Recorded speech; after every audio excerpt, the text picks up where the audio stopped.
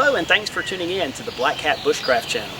Today I just finished up teaching a wilderness survival camp. It was a summer camp targeted to kids that were 5th graders and up. And during the week, one of the things that we had set as an activity for the kids was to build a natural shelter. And we gave them the option of building a lean-to or an A-frame or whatever configuration they wanted it to be, and they all wanted an A-frame. So we built a debris hut that you see here behind me.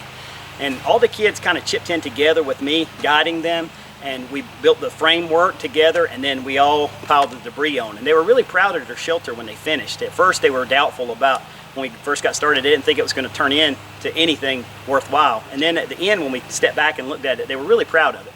So I did want to post this video in case any of those guys would come and take a look. You can see your shelter again. And I was really proud of the shelter too. So stick with me and we'll do just a quick 360 walk around.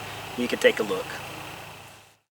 One of the reasons that we chose this site to actually build our shelter was because it's a dense area of small pines.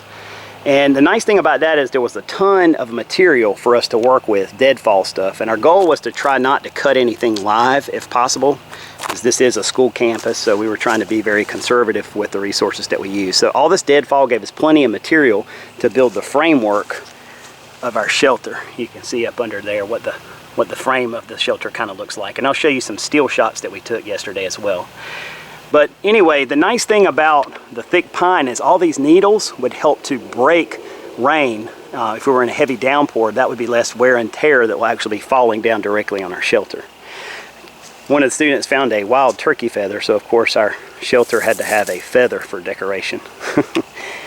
And then down at the base of the shelter here, we kind of put some pieces of timber just to kind of keep the material from sliding out. It might not make a huge difference, but it was just an idea that we had. You see what the shelter looks like from the side. And again, I told them that we should double up the pine straw here, but it was the hottest day. This has been the hottest week of the year in our area. And so we kind of got tired and stopped with what we had.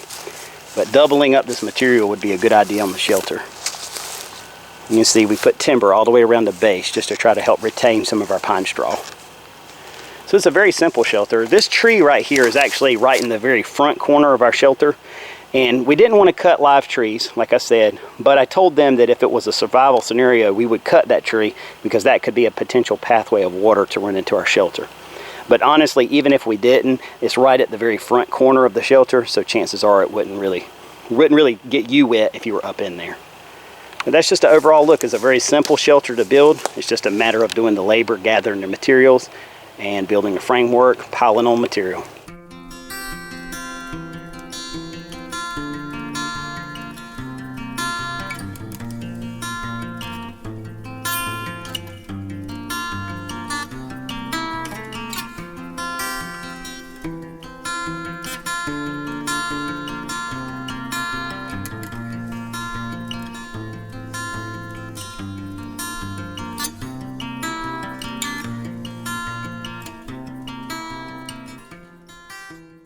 Alright, so I just wanted to give you guys a quick look at this little debris shelter we put up. It's nothing fancy, but the kids were really proud of this shelter, and I was really proud of the kids for getting excited and working together as a team.